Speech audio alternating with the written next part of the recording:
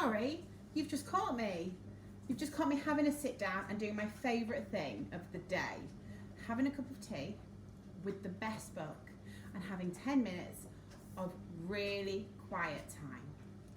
And it's especially fitting this week because this week was World Book Week and today is World Book Day, which means that actually having a good book is of most importance. Now, I've had a busy morning. This morning I've been busy making my potato character. And this is the one that I made. I wonder if you've made some. If you have, make sure you've taken your picture and you've sent it to your teacher on Google Classroom. Who did you make? Can you tell who I made? I'll see if you can guess. I'll come back to that later. So, World Book Day is all about sharing the books that we enjoy, finding new books to read, and really enjoying the imagination and the worlds that we can get from a good book. So, the book that I want to recommend today is this one. It's called The Danger Gang by Tom Fletcher. So, Tom Fletcher is the man who wrote The Christmasaurus and the Dinosaur That Pooped series. So he's a big favourite in my house. My children love Tom Fletcher. And this is quite a new book, and it's about a big storm has hit a town and all these children end up with superpowers. But I'm going to read a little bit of it for you to see if you might want to read it yourself. I quite like this story as well because it's got all the characters at the front and it tells me a little bit about them. So before I even start, I know who my characters are. So I'm going to start with the prologue. It's called The Storm. The lightning was green and smelt of poo. I know that might not be the best way to start a book, but it's the truth. Because I want you all to know right now that this story is a little bit gross, a little bit strange, a little bit unusual. And it all started on a dark and stormy night. Okay, storms aren't that unusual, but this one was different. Just like this story, it was a little bit gross, a little bit strange, a little bit unusual, and not just because it smells like a dog's bottom, but because this storm wasn't natural. It happened above a quiet, sleepy street in a quiet, sleepy town. The deep green clouds puffed and swelled angrily like an avalanche in the sky, hiding the stars and blotting out the night, leaving only a tiny gap for the eerie full moon to stare through. Bang! A flash of bright green light lit up the darkness, followed by a rather eggy pong wafting across the sleepy houses in Strike Lane. Then came the thunder rumbling through the sky, followed swiftly by the rain. It poured down in buckets onto the rooftops and gardens, drenching the plants and soaking the socks of the people who left their washing on the line. For no one had expected this storm. Flash! Another bolt of green lightning struck, zapping a tall tree and sending sparks showering down onto the pavement below, electrifying the street. Now, we all know that lightning storms can be scary at the best of times, but if you'd seen this one, you would have run to your bedroom, buried your head under your pillow, and possibly even done a little wee in your PJs. Don't believe me? Ask Frankie, he was there. He didn't wee in his PJs though, at least he promises he didn't. He watched the storm through his kitchen window. He heard the mighty crash of thunder, saw the lightning bolts zap the houses, charged them with mysterious green energy. What Frankie didn't see was how that weird energy was transforming some of the people inside as they slept. Frankie had only moved to this freaky town. Oh yes, I forgot to say, that was its name, Freaky. You never heard of it? Well, I can't say I'm surprised. People don't really like to talk about Freaky. It gives folks the heebie-jeebies, the spooky wookies, the shivery quivers, and the shuddery wudderies. Okay, I might have made that last one up. But if in the long and short of it is that people felt a little bit uneasy if they think you came from Freaky. Why? Because weird things are known to happen in Freaky. I'm going to stop there. Because if you want to know what happens, the weird things that happen and what the storm brought to that little town Freaky, then you're going to have to read this book. So I've asked a few of the adults around school to recommend books. So they've all gone away and picked their favourite books, and they've got some recommendations for you too. So have a watch and see if you want to read any of those books, or if you've read them before. Have a think about which ones you like in particular. Here's my recommendation for World Book Day. So I've chosen Matilda, written by Roald Dahl. So I'm going to read the blurb for you now. Matilda Wormwood's father thinks that she's a little scab. Matilda's mother spends all her afternoon playing at the bingo. And Matilda's head mistress, Miss Trunchbull, well, she's the worst of all. She's a big bully who thinks that all her pupils are rotten and locks them in the dreaded chokey. As for Matilda, she's an extraordinary little girl with a magical mind, and now she's had enough. So all of these grown-ups had better watch out, because Matilda is going to teach them a lesson that they'll never forget. I'm sure most of you have probably seen the film, but I would just like to suggest that you read the book as well, because it is absolutely fantastic. You're more than welcome to come and borrow mine. Hello everybody, this is my recommendation for World Book Day. It's Charlotte's Web. It's by an American author called E.B. White, and the pictures, illustrations are by Garth Williams. It's a story about a little pig that befriends a spider, and the spider helps the pig survive in the story. Hi and good morning, this is Mrs. Rattle, and it's really exciting because it's World Book Day, and I'd like to share my book. It's called The Famous Five, and I am showing my age, but I grew up on these books by Edith Blyton and I still enjoy them, and some of my children in my class have actually enjoyed reading them as well. I'd like to share with you the start of the book. "Phew," said Julian, mopping his wet forehead. "What a day. Let's go and live at the equator. It will be cool compared to this." He stood leaning on his bicycle, out of breath with a long, steep ride up the hill. Greg grinned at him. "You're out of training, Ju," he said. "Let's sit down for a bit and look at the view. They're pretty high up." They leant their bicycles against a nearby gate and sat down, the backs against the lower bars. Below them spread the Dorset countryside, shimmering in the heat of the day, the distance almost lost in a blue haze. A small breeze came wandering around, and Julian sighed in relief. "I'd never have come on this biking trip if I'd guessed it was going to be as hot as this," he said. "Good thing Anne didn't come. She'd given up on her first day." "George wouldn't mind," said Greg. "She's game enough for anything." Now I'll stop there, and what it is, it's the Famous Five, and they are staying at the Finston's farm for the holidays, where the ruins of an old castle once lay. The castle burned down years ago. What happened to the dungeons and cellars underneath? It's time for the five to discover the secrets of the castle, but someone is threatening to beat them to it. Thank you for listening. My recommendation for World Book Day is The Girl of Ink and Stars by Kieran Millwood Hargrave. And I'm going to read the blurb to you, then I'm going to read an extract from it. So, forbidden to leave her island, Isabella dreams of the faraway lands her father once mapped. When her best friend disappears, she's determined to be part of the search party. Guided by an ancient map and her knowledge of the stars, Isabella navigates the island's dangerous forgotten territories. But beneath the dry rivers and dead forests, a fiery myth is stirring from its sleep. And I'm going to read you an extract from chapter 4. Bang! I sat up, heart beating hard. Pablo's room was full of flames, but I could feel no heat. Bang! I looked out of the low window. The air sang with sparks flung like a handful of rubies against the night. Bang! It was Loop's birthday, fireworks. I could smell them, smoky and sharp, tingling my nostrils.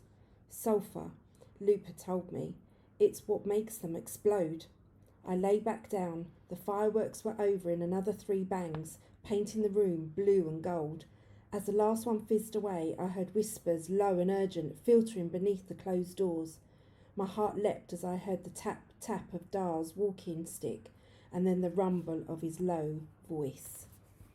The language in this book is absolutely amazing, and I hope you enjoy it as much as I do. Hello everybody, I just wanted to share with you one of my favourite stories for World Book Day this year, and it is actually the animated version of The Lion King, and it comes with the most beautifully detailed drawings throughout the story, and it's one that I've actually been able to share with my children at home, and I just wanted to read the first little part for you today.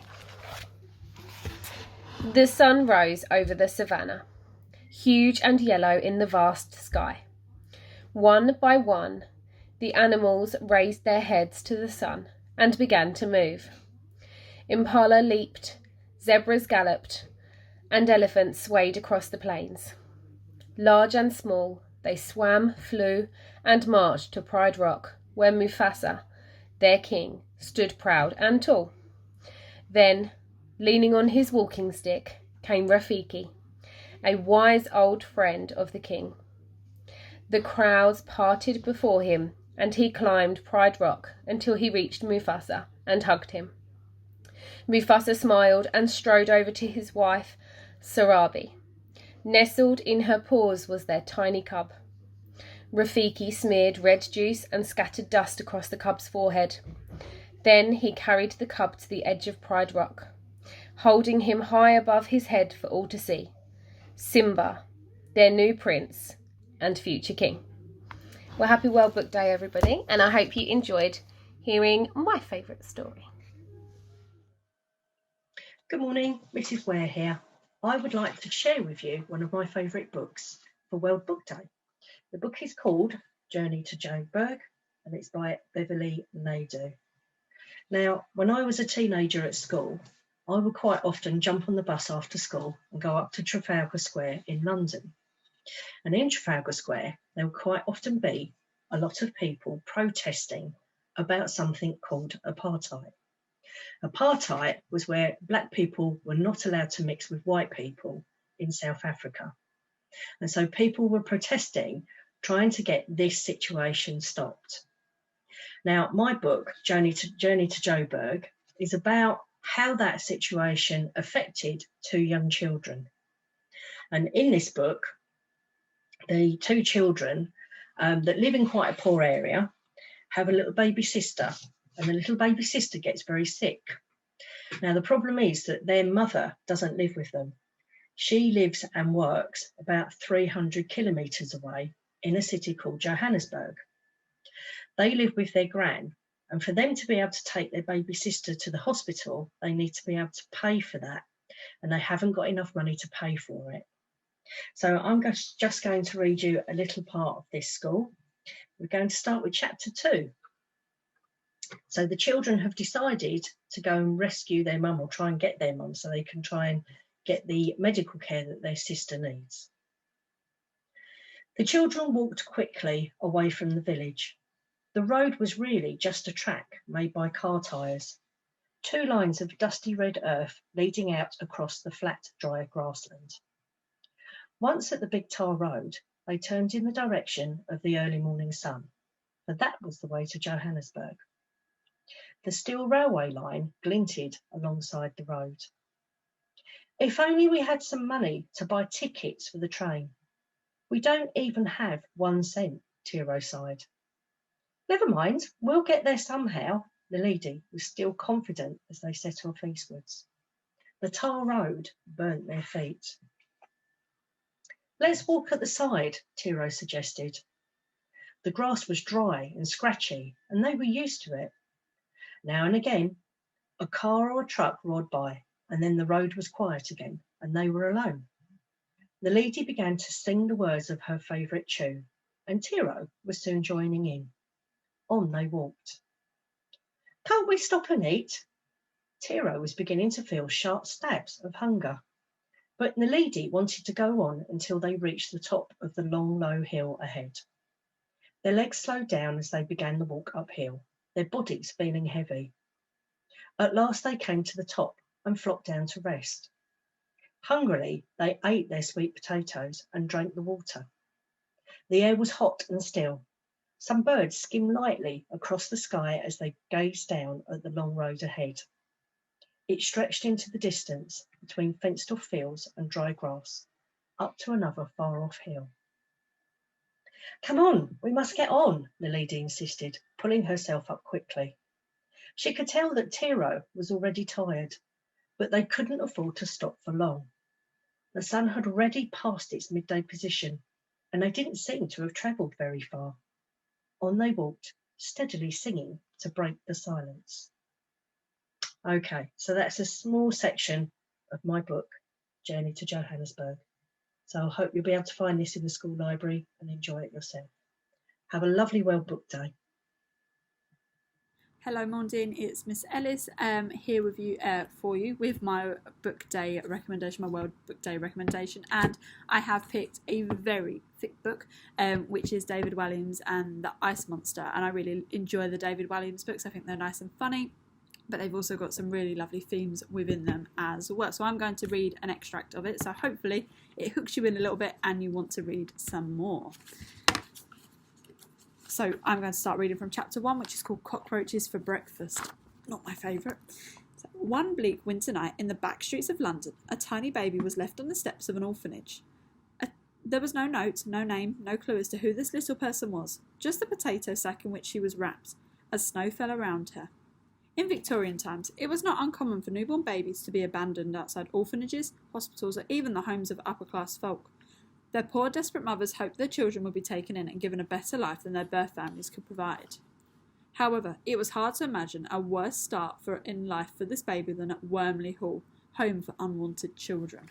This is Wormley Hall here. 26 orphans lived there, all crammed into a room that should have slept 8 at the absolute most. The children were locked up, starved and beaten. On top of that, they were forced to work day and night. They had to assemble gentlemen's pocket watches from tiny pieces until they went blind. All the children were painfully thin, with filthy rags for clothes. The orphans' faces were black with soot, so all you could see in the gloom were their hopeful little eyes. When a new baby arrived at the orphanage, all of the older children would come up with a name for them. They liked to work their way through the alphabet so their names would be as different as possible.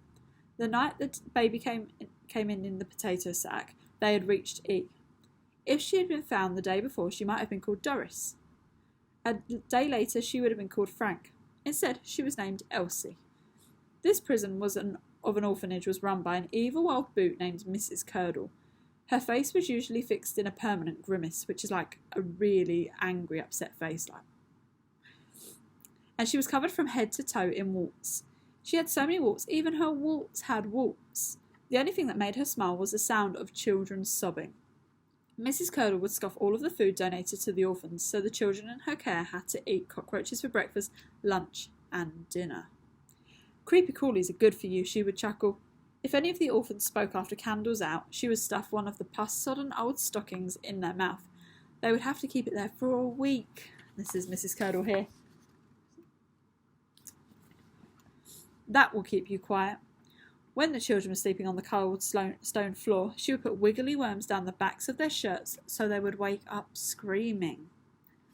I'm going to leave it there. So that is my World Book Day recommendation, and I hope that has hooked you in and you want to read a little bit more of the book, or a lot, because it is a thick book, so it might be something that you could read on your own, or a book that you can read with mums, dads, siblings around you. Hello everyone, this is the book that I would like to recommend to you for World Book Day.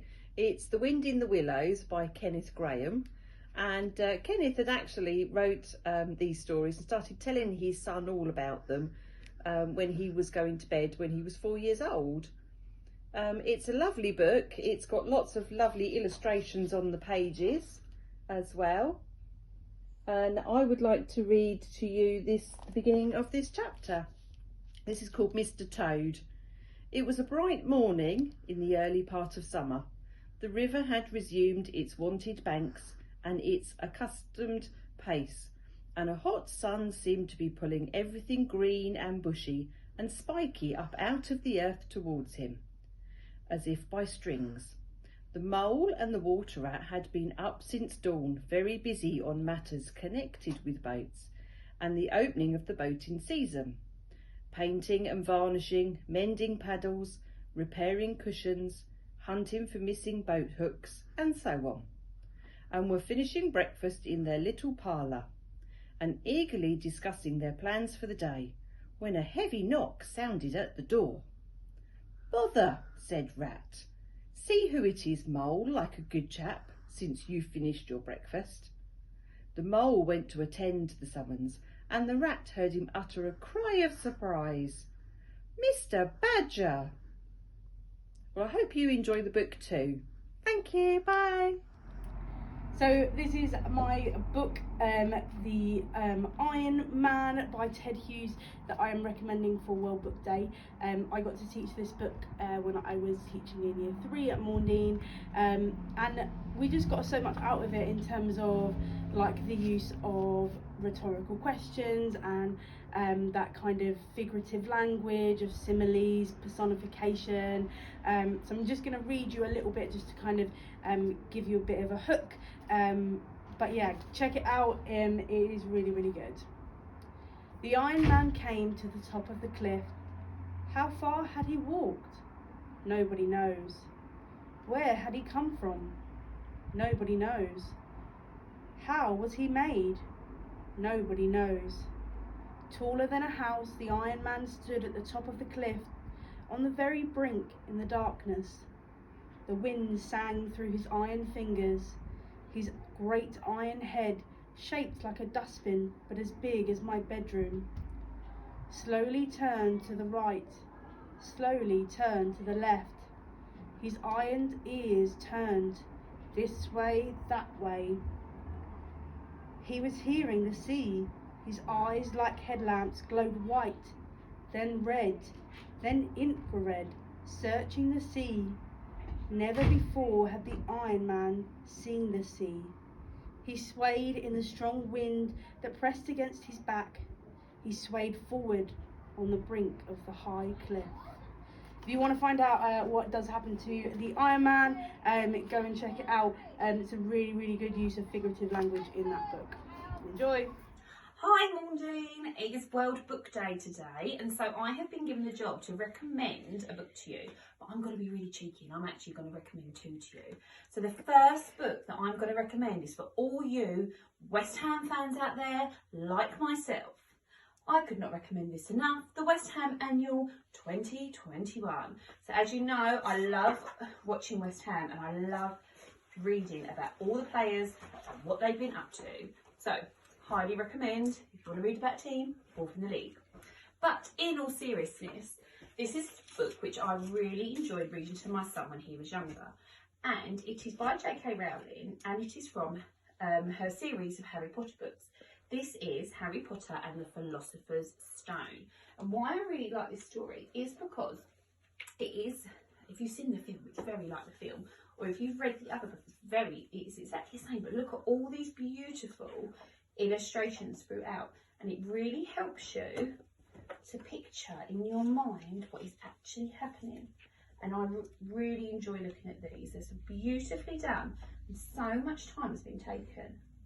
So I'm going to read you a little bit of an insight to Harry Potter. So, dear Harry Potter, we are pleased to inform you that you have a place at Hogwarts School of Witchcraft and Wizardry. Please find enclosed a list of all the necessary books and equipment. Term begins on the 1st of September. We await your hour by no later than the 31st of July. Yours sincerely, McGonagall, the Deputy Headmistress. Harry Potter's life changes forever on his 11th birthday when beetle-eyed giant Hargrave delivers a letter and some astonishing news. Harry Potter is no ordinary boy. He's a wizard, and an extraordinary adventure is about to begin. So you could read all about Harry's adventures in this book. Have a great day. Happy reading. Well, I hope you enjoyed all of those book recommendations and that you've got some ideas of books that you might want to read. I'm wondering what your book recommendations are. On your Zoom call later, it would be great if you recommended and shared a few pages of your favourite book. See if you can get anybody else interested in what you want to read. Now, as it's Thursday on World Book Week, tomorrow is the last day you can have your potato entry in, so make sure you get your picture in and uploaded. Just in case you were wondering, mine's Dumbledore from Harry Potter. I wonder who you'll make. Winners will be announced next week, and the winners will all get a little prize. Hope you enjoy World Book Day. Have a great time and keep reading.